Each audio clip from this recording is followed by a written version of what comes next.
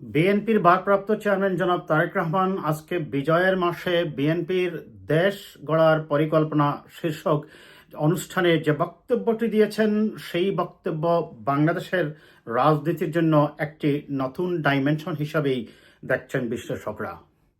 সেই বক্তব্যে এতদিন শেখ হাসিনা ওয়াজেদের পালিয়ে যাবার পর জামায়াতে ইসলামীর পক্ষ থেকে একের পর এক বিএনপির বিরুদ্ধে প্রপাগান্ডা পরিচালনা করা বা বিএনপির বিরুদ্ধে সমালোচনা করলেও বিএনপির পক্ষ থেকে আমরা দেখছিলাম খুব যে শক্তভাবে জামায়াতে ইসলামীর এই সকল প্রপাগান্ডা বা বিরুদ্ধাচরণ কিংবা প্রকারান্তরে ফ্যাসিবাদের বিরুদ্ধে কথা না বলে বিএনপিকেই মানুষের কাছে সমালোচিত করার জন্য যে প্রাণান্তকর চেষ্টা, এটার বিরুদ্ধে বিএনপির হাইকমান্ড মোটামুটি একটা বলা যায় সাইলেন্ট ছিল। কিন্তু সেখান থেকে আজকে জনাব তারেক রহমানের এই বক্তব্য নিঃসন্দেহে আগামী নির্বাচনে বিএনপির যে নির্বাচনী কৌশল এবং সেই নির্বাচনের মাধ্যমে যাতে বিএনপি বিজয়টি তার গড়ে তুলতে পারে, তার জন্য তার এই বক্তব্য বেশ গুরুত্বের সাথেই দেখছেন রাজনৈতিক পর্যবেক্ষক মহল। জামায়াতে ইসলামীর পক্ষ থেকে একের পর এক যে প্রপাগান্ডাগুলো পরিচালনা করা হচ্ছে, বলা হচ্ছে, প্রথমেই তারা যেটা বলছেন সেটা হচ্ছে যে আপনারা তো দানের শীষ নৌকা লাঙ্গলকে দেখেছেন, একবার আমাদেরকে দিয়ে দেখুন দাঁড়িপাল্লায় আমরা কিভাবে দেশ পরিচালনা করি।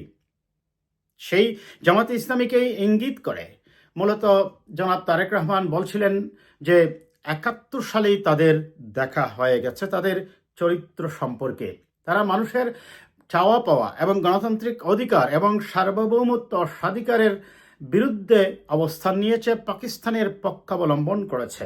শুধু পাকিস্তানের পক্ষ অবলম্বন করেই তারা যে ক্ষান্ত হয়েছে সেটা বলা যাবে না। তারা সাথে সাথে তাদের যে বিভিন্ন বাহিনী ছিল, রাজাকার, আল বদর, আল শামস বা শান্তি কমিটি ছিল, সেগুলো দিয়ে এদেশের মানুষের মা বোনের ইজ্জত হরণ করেছিল, সেটার দিকেও তিনি ইঙ্গিত করেছেন।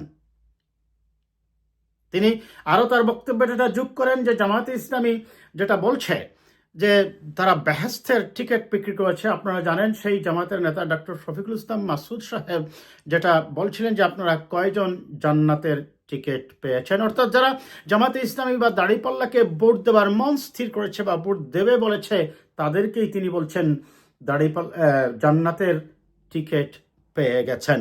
কিন্তু জান্নাতে কে যাবে বা জাহান্নামে কার অবস্থান হবে সেটা নির্ধারণের একমাত্র মালিক তিনি হচ্ছেন আল্লাহ রব্বুল আলামিন বা আহকামুল হাকিমিন, যিনি এই বিশ্ব ব্রহ্মাণ্ডের সৃষ্টিকর্তা। তিনি সিদ্ধান্ত নেবেন কাকে বেহেশত দেবেন বা কাকে জাহান্নামে নিক্ষেপ করবেন।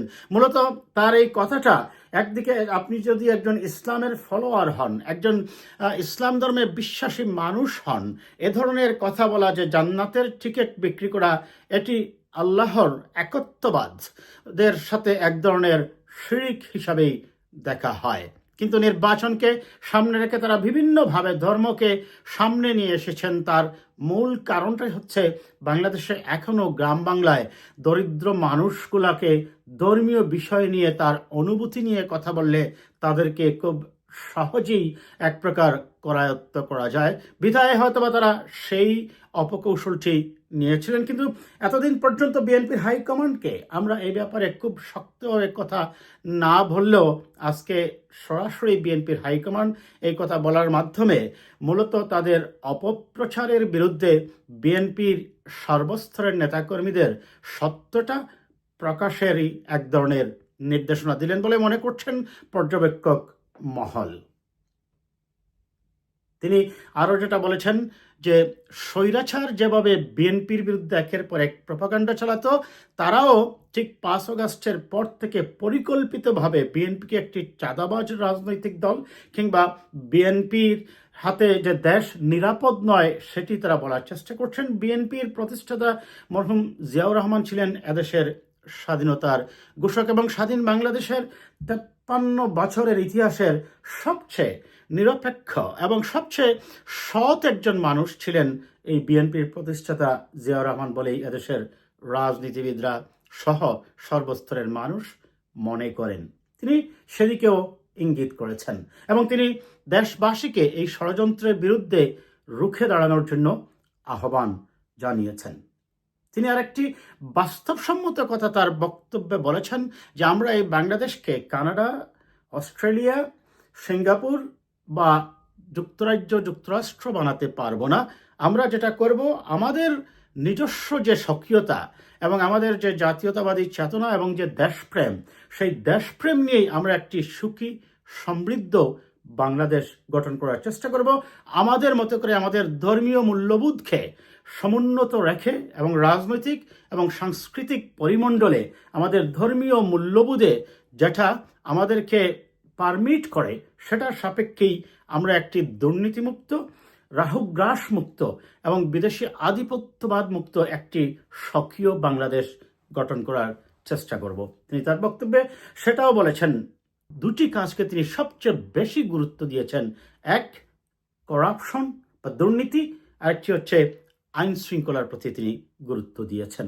দেখুন, করাপশন তৃতীয় বিশ্বের দারিদ্র্যপীড়িত দেশগুলোতে করাপশন একটি বড় ধরনের সমস্যা হয় এবং সেই করাপশনে বিশেষ করে রাজনীতিবিদরাই কি করেন, রাজনৈতিক আইডেন্টিটিকে কাজে লাগিয়ে প্রশাসনে প্রভাব বিস্তার করে দুর্নীতির প্রতি তাদের হাত প্রসারিত করেন। কিন্তু সেটার ব্যাপারে তিনি সুস্পষ্ট এবং কঠোর বার্তা দিয়েছেন যে দুর্নীতির বিরুদ্ধে বিএনপি তার কঠোর অবস্থান গ্রহণ করবে।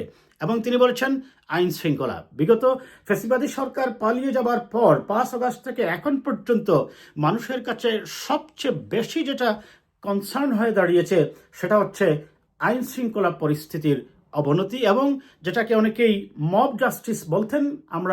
আমি ব্যক্তিগতভাবে অনেক জায়গায় বলেছি মব কখনো জাস্টিস হতে পারে না, মব হবে ভায়োলেন্স।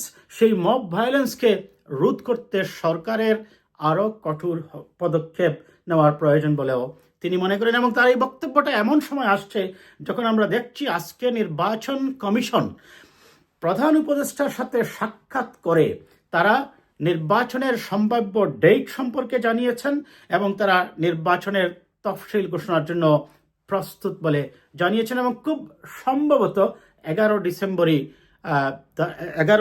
ডিসেম্বরই তারা নির্বাচনের তফসিলটা ঘোষণা করছেন। এটি এমন একটি সময় যারা বলছেন যে নির্বাচন হবে নাকি পিছিয়ে যাবে, মূলত এটি তাদের মুখের উপর এক ধরনের চপেটাঘাত বলেই মানুষ মনে করছে। এবং তারেক রহমানের এই বক্তব্য, নির্বাচন কমিশনের এই তৎপরতা নিঃসন্দেহে প্রমাণ করছে যে জাতি এখন নির্বাচনী রোডম্যাপেই অবস্থান করছে।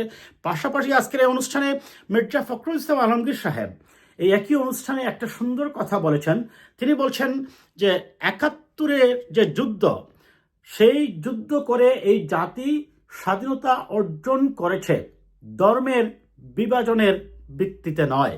তিনি বলছেন একটি গণতান্ত্রিক সমৃদ্ধ বাংলাদেশ গঠনের জন্য 71-এ সেদিন হিন্দু, মুসলিম, বৌদ্ধ, খ্রিস্টান সকলে মিলেই যুদ্ধ করেছে, দেশ স্বাধীন করেছে একটি গণতান্ত্রিক সমাজ বিনির্মাণের জন্য, মানবাধিকার নিশ্চিতের জন্য, গণতন্ত্রকে একটি শক্ত ভিত্তির উপর দাঁড় করিয়ে একটি সুখী সমৃদ্ধ বাংলাদেশ গঠনের জন্য। যারা আজকে ধর্মের নামে রাষ্ট্রকে বিভাজন করার চেষ্টা করছেন তারা মূলত স্বাধীনতার বিপক্ষ শক্তি। যারা 71 সালে ধর্মের দোহাই দিয়ে সেদিন পাকিস্তানের পক্ষ অবলম্বন করেছিলেন তারাই মূলত এখন ধর্মের দোহাই দিয়ে রাজনীতিকে, দেশের মানুষকে, দেশের সিভিল সোসাইটিকে এবং সর্বোপরি এদেশের শান্তিপ্রিয় গণতন্ত্রকামী মানুষকে বিভাজনের চেষ্টা করছেন বলে তিনি অভিযোগ করেন। এবং মূলত বিএনপির এই হাইকমান্ডের, আমার যে কারণে এই ভিডিওটা করা দর্শক, বিএনপির এই হাইকমান্ডের দুইজন গুরুত্বপূর্ণ ব্যক্তি, সর্বোচ্চ পদে অবস্থান করা দুইজন ব্যক্তির এই বক্তব্যের মধ্য দিয়ে আমরা যে কনক্লুশনে আসতে পারি সেটি হচ্ছে আগামী নির্বাচনে বিএনপির প্রধান নির্বাচনী কৌশল হবে যে সকল শক্তি ধর্মের দোহাই দিয়ে কিংবা তথাকথিত দুর্নীতির অভিযোগ তুলে বিএনপির বিরুদ্ধে প্রপাগান্ডা পরিচালনা করছে তাদেরকে শক্তভাবে কনস্ট্রাকটিভ ওয়েতে এই সকল অপকর্ম, দুর্নীতি এবং তাদের যে ধর্মের নামে জান্নাতের টিকিট বিক্রি করা কিংবা সেন্টার দখল করার আপনারা দেখেছেন ইতিমধ্যেই জামায়াতের একজন নেতা কিভাবে ইসলামী ব্যাংকের কর্মকর্তাদের সাথে গোপন সলা পরামর্শ করছেন তারা নির্বাচনে কারচুপি করবেন, সেন্টার দখল করবেন, প্রভাব বিস্তার করবেন, কাকে সেন্টারের ভিতরে রাখবেন, কাকে সেন্টারের বাহিরে রাখবেন। মূলত আমরা দেখতাম এই কাজগুলো করত বিগত ফ্যাসিবাদী সরকার 15 বছর নির্বাচনকে ধ্বংস করে দিয়েই তারা এই কাজগুলো করেছে। এখন একই পথে কেন সেই ফ্যাসিবাদের পদাঙ্ক অনুসরণ করছেন জামায়াতের ডক্টর শফিকুল ইসলাম মাসুদ সহ তাদের আরো অনেক নেতা, যে নেতা বলেছেন, শাহজাহান চৌধুরী চট্টগ্রামে আপনারা দেখেছেন যে আমাদের কথায় পুলিশ উঠবে, আমাদের কথায় বসবে, আমাদের কথায় গ্রেপ্তার করবে, আমাদের কথায় জেলে দেবে, আমাদের কথায় জেল থেকে ছেড়ে দেবে। তার মানে এটি হচ্ছে ফ্যাসিবাদের বাসা, এটি হচ্ছে গণতন্ত্র বিরোধী, গণতন্ত্র হত্যাকারীদের বাসা। এটি হচ্ছে মূলত ধর্মের নামে যারা দেখা যাচ্ছে যে ধর্মীয় অনুভূতিকে পুঁজি করে মানুষের, সরলপ্রাণ মানুষের ধর্মীয় অনুভূতিকে যেভাবে রাজনীতিকে কলুষিত করার চেষ্টা করছে, এটার বিরুদ্ধেই বিএনপির যে শক্তভাবে নির্বাচনী প্রচারণা হবে সেটারই একটি ইঙ্গিত দিয়েছে আজকে জনাব তারেক রহমান সাহেব এবং জনাব মির্জা ফখরুল ইসলাম আলমগীর। শেষ করছি এটা বলে, নির্বাচন যতই গনিয়ে আসবে বিএনপির বিরুদ্ধে অত্যন্ত পরিকল্পিতভাবে প্রপাগান্ডা ছড়ানো হবে। কারণ আমরা গত 1 বছর থেকে দেখছি তারা কখনোই ফ্যাসিবাদের বিরুদ্ধে কথা বলছে না, নানাভাবে বোঝানোর চেষ্টা করবে আওয়ামী ভোটারদের যে বিএনপি ক্ষমতায় আসলে তোমাদের নিরাপত্তা থাকবে না। এইটার বিরুদ্ধেও বিএনপিকে অত্যন্ত পরিকল্পিতভাবে বোঝাতে হবে তারা নির্বাচনের জন্য ক্ষণে ক্ষণে তাদের খুলস পাল্টায়, তাদের রং বদলায় গিরগিটির মতো। কাজেই এই কথাগুলায় যাতে দেশের জনগণ বিভ্রান্ত না হয় সেজন্য বিএনপির নির্বাচনী বোর্ড এবং নির্বাচন পরিচালনা বোর্ডকে আরও শক্তিশালী এবং কনস্ট্রাকটিভ ওয়েতেই যদি কাজকে সামনের দিকে এগিয়ে নিয়ে যেতে পারে তাহলে অবশ্যই বিএনপির প্রতি মানুষের যে প্রত্যাশা, গণতন্ত্রের পথে উত্তরণে বাংলাদেশি জাতীয়তাবাদ এবং ইসলামী মূল্যবোধের যে রাজনীতি বিএনপি করছে সেইটার পক্ষেই এদেশের সিংহভাগ মানুষের, সংখ্যাগরিষ্ঠ মানুষের সমর্থন আসবে বলে পর্যবেক্ষক মহল মনে করেন।